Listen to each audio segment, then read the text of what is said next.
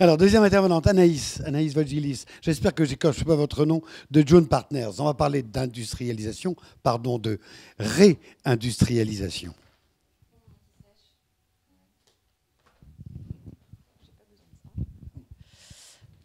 Bonjour. Bon, alors, je fais partie des mauvais élèves qui n'ont pas préparé de PowerPoint. Je déteste les Je sais pas, mais... Nous faisons tous partie ici de l'association FPP, Fuck PowerPoint. Ah. Merci. Je déteste les PowerPoint parce qu'en général, déjà, on le regarde et deuxièmement, les gens ne se concentrent pas toujours sur ce qu'on va dire. Alors, moi, je vais être un petit peu à contre-courant parce que je ne vais pas du tout vous parler d'intelligence artificielle, même si l'intelligence artificielle est une technologie qui peut favoriser la réindustrialisation de la France. En tout cas, par la maîtrise des processus, enfin, tout ce qui a été dit avant, représente un intérêt pour la réindustrialisation de la France. Je veux aussi dire une deuxième chose, c'est que moi je pars d'un postulat, c'est que l'industrie elle a une place en France. C'est-à-dire ce qui n'a pas toujours été évident, hein, quand on a vécu un cycle de 40 ans de désindustrialisation, dire l'industrie a une place en France et notamment dans les territoires, puisque c'est l'un des seuls secteurs d'activité qui a la capacité à créer des emplois dans les territoires ruraux et qui en général a un effet d'entraînement en créant des emplois aussi dans les services. Donc je pars du postulat que l'industrie a sa place et donc comment est-ce qu'on peut faire renaître une industrie puissante et forte en France.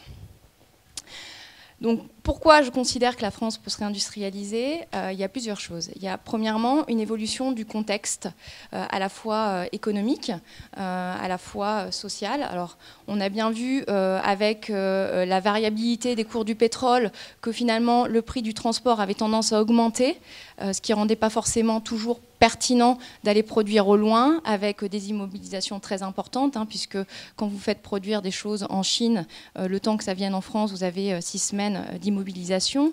On a vu également que toutes les séries d'automatisation qu'on a connues ces dernières années contribuaient à abaisser la part du coût du travail dans le coût total d'un produit. D'ailleurs, il y a de plus en plus d'industriels qui commencent à revenir en France, implanter des unités de production plutôt que de le faire en Europe de l'Est ou au Maghreb, parce qu'ils se rendent compte que sur une chaîne automatisée, il est plus pertinent pour eux d'être en France avec en général une qualité supérieure, une maîtrise des processus supérieure à ce qu'ils peuvent avoir en Europe de l'Est où il y a beaucoup plus de main-d'œuvre, mais du coup une automatisation plus faible. L'autre chose, c'est une évolution de la demande qui est assez forte, qui va vers plus de personnalisation. Qui dit plus de personnalisation dit plus petite série, et donc intérêt de produire à proximité du lieu de consommation et presque à la demande. Alors ça, on le voit émerger avec des gens comme Adidas et sa Speed Factory. Alors c'est vrai, la Speed Factory, c'est quelques centaines de milliers de paires de chaussures, quand Adidas en fait des millions chaque année. Mais en tout cas, c'est une usine qui est faite en Allemagne, qui produit à la demande, tout en essayant d'être la plus vertueuse, c'est-à-dire en limitant les consommations de matières premières et en répondant à cet enjeu de réactivité. On a aussi L'Oréal qui s'est positionné sur le sujet avec des sortes de micro-factories, des usines qui prêtent positionnées, enfin des micro-usines du coup, mises directement dans les magasins de cosmétiques pour que le client puisse avoir sa crème répondant à ses spécifications beauté. Et un exemple français avec Salomon. Alors Salomon a délocalisé toute sa production à l'étranger, fabrication aussi de chaussures de sport, mais Salomon est en train de plancher sur l'idée, enfin c'est plus que plancher, hein, c'est-à-dire qu'on est presque au stade où ça va être commercialisé, des unités de production de chaussures de sport qui seraient implantées directement dans les magasins de sport. Donc le consommateur viendrait avec tout un ensemble de capteurs, pourrait avoir la chaussure la plus adaptée à son pied. C'est aussi une évolution plus globale sur, finalement, aujourd'hui, on n'achète plus tellement un service, enfin un produit, pardon, on a changé de paradigme, mais plutôt une fonctionnalité. Et c'est tout l'intérêt de réfléchir à est-ce que je vends seulement un produit ou est-ce que je vends ce que j'associe à mon produit, est-ce que je vends du coup quelque chose à l'instant T ou est-ce que je vends des contrats sur le plus long terme, par exemple des contrats de maintenance associés au produit et de la garantie d'un certain nombre de cycles d'utilisation. Et là vous avez plein d'industriels qui sont positionnés sur le sujet, je pense à Michelin, je pense à Safran, etc. Enfin, il y a une dernière chose qui a évolué assez fortement dans ce contexte, dans le contexte, et dont vous parlez tous, c'est une sensibilisation de plus en plus accrue au sujet de l'environnement et de plus en plus de clients qui se posent. Alors, on le voit beaucoup en B2C, on le voit aussi en B2B, de gens qui se sont sensibilisés à la question environnementale et à l'impact de leur choix de consommation. Il y avait le week-end dernier le salon du Made in France à Paris. Alors on est beaucoup sur des produits à destination du consommateur final, mais on voit qu'il y a de plus en plus de gens qui viennent sur ces sujets. Maintenant, le contexte rend possible une réindustrialisation. En tout cas, on peut être plutôt optimiste, surtout que le gouvernement a fait un certain nombre d'efforts sur les questions fiscales pour rendre la France plus attractive, qu'on voit bien qu'aujourd'hui, après 40 ans de désindustrialisation, tout le monde se dit, en fait, l'industrie, et on voit la multiplication de discours et d'événements sur le sujet, disent, OK, l'industrie, elle a sa place ici, mais il y a un certain nombre de défis à relever pour espérer réindustrialiser la France. Le premier, c'est, je vous parlais de personnalisation, donc il y a un questionnement à avoir sur le modèle économique. Est-ce que je suis bien positionnée en termes économiques? Alors tout à l'heure, j'entendais parler de l'exemple de Google qui ne serait peut-être pas plus pertinent qu'un Volvo sur la voiture autonome. N'empêche que qui aurait dit il y a 10 ans que Google allait venir se positionner et se réfléchir sur la question de la voiture autonome? Google, c'est un fournisseur de services, pas un fournisseur de produits. Donc si les industriels ne se posent pas la question à un moment de savoir qui va être leur concurrent, et pas forcément leur concurrent naturel et historique, il y a un risque de désintermédiation. La deuxième chose, c'est la deuxième chose pour aller dans ce sens, c'est bien beau de faire pivoter mon modèle économique, de se dire je veux de la personnalisation, mais quand j'ai produit depuis des années, que j'investis depuis des années dans des modèles pour produire en grande série, comment est-ce que je fais pivoter mon outil industriel vers de la petite série?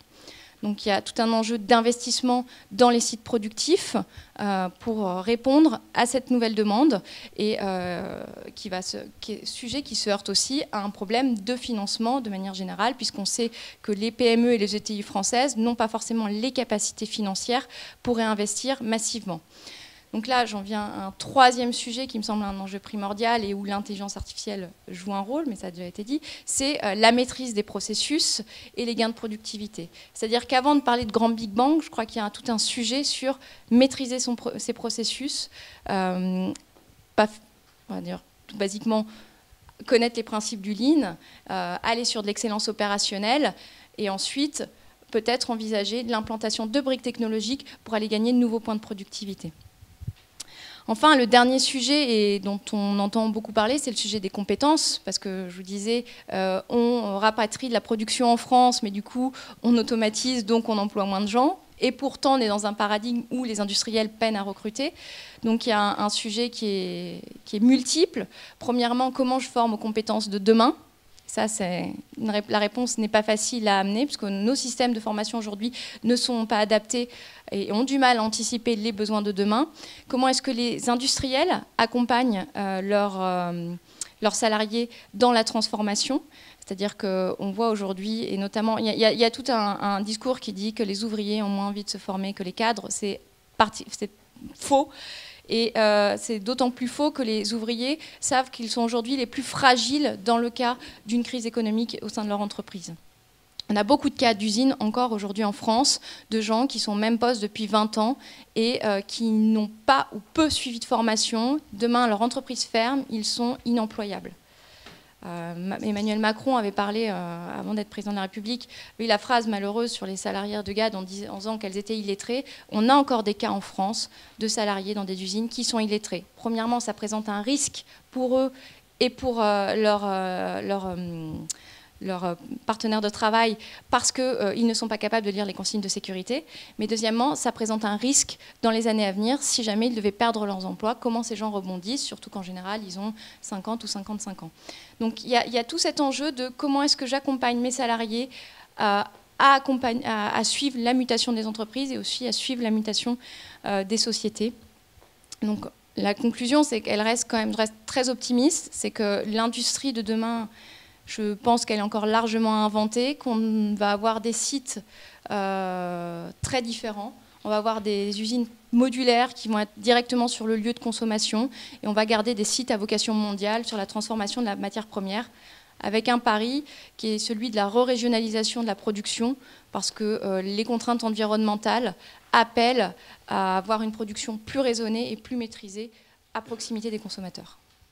Merci.